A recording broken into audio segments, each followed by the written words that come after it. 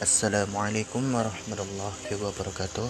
Nama saya Vicky Sanjaya. Saya dari kelas PIE semester 3. Video ini untuk memenuhi ujian akhir semester pengantar sejarah pendidikan Islam.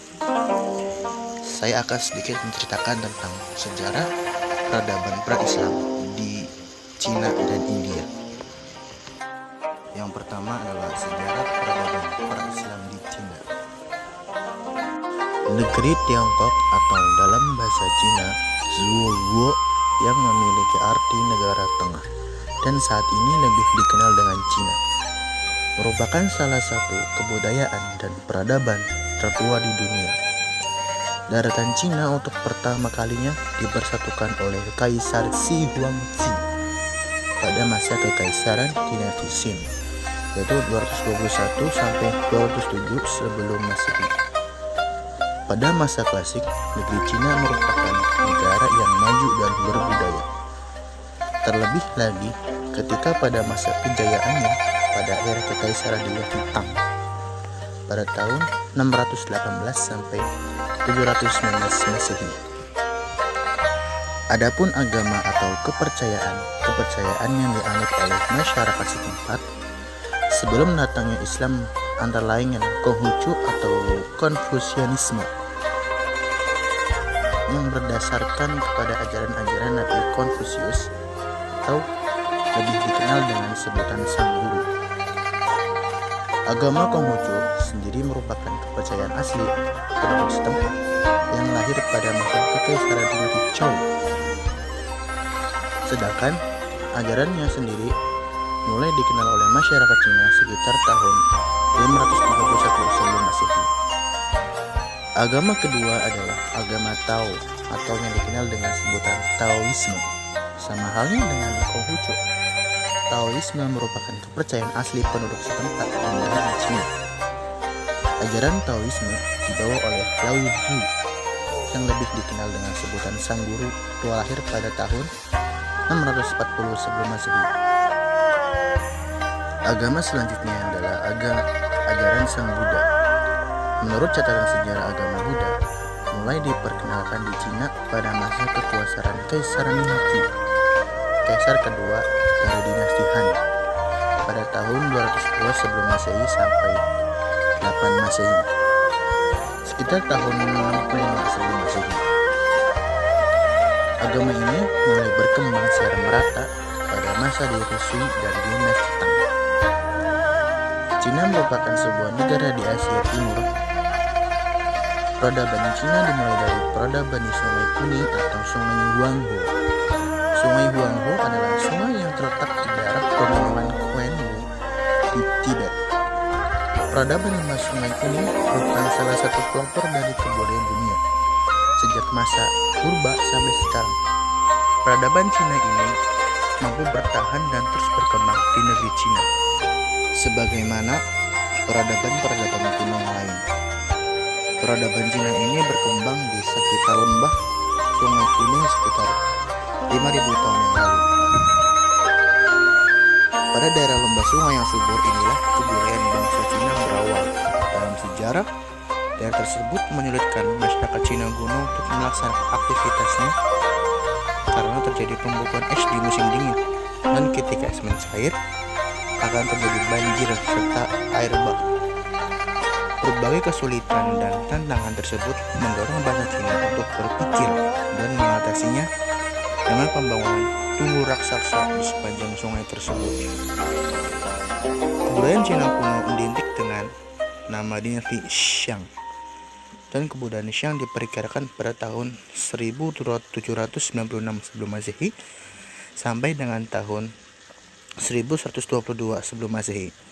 Sungai Huanghe disebut juga Sungai Kuning, Sungai Malapetaka, karena wilayah ini sering dilanda banjir dan sering mendapatkan serangan dari suku barbar. Dalam menghadapi tantangan tersebut, maka pada masa dinasti Qin, masa Kaisar Qin Shi Huangdi membangun tembok Cina. Islam masuk dan menyebar di wilayah daratan Cina melalui dua saluran penyebaran, yakni kontak perdagangan dan perkawinan. atau yang lebih dikenal dengan asimilasi budaya. Aktivitas perdagangan yang dibawa oleh saudagar-saudagar Arab ke Cina pada masa itu terbagi melalui dua jalur perdagangan, yaitu jalur darat dan jalur laut.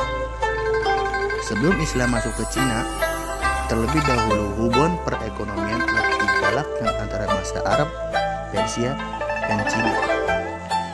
Bahkan sebelum agama Islam lahir di Makkah, orang-orang Arab dan Persia telah terlebih dahulu bermukim dan menetap di wilayah bandar perdagangan Canton-Fujian, Changsou, dan Suanzhou, yaitu pelabuhan Cina Selatan. Sejarah peradaban pra-Islam di India. India merupakan suatu wilayah yang besar dan luas yang terletak di sebelah selatan benua Asia.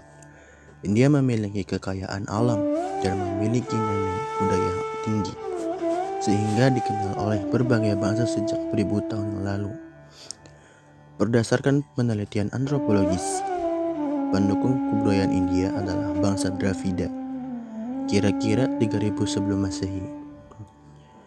Bangsa Dravida masuk ke India melalui celah Khyber. Mereka menetap sekitar aliran sungai Gangga dan Yamuna. Mereka tidak lama tinggal di sana karena didesak oleh bangsa Arya. Dalam perkembangan sejarah India, terdapat pusat-pusat peradaban yang tertua, yaitu kebudayaan lembah sungai Indus tahun 4000 sampai 3000 sebelum Masehi dan kebudayaan lembah sungai Gangga tahun 1000 sebelum Masehi. Kedua kebudayaan tersebut berpusat di lembah sungai yang subur. Peradaban lembah sungai Indus. Letak geografis peradaban sungai Indus atau Sindhu terletak di wilayah Pakistan. Sungai Indus memiliki banyak anak sungai yang berasal dari wilayah Punjab di Pakistan Utara. Punjab artinya daerah aliran 5 air sungai.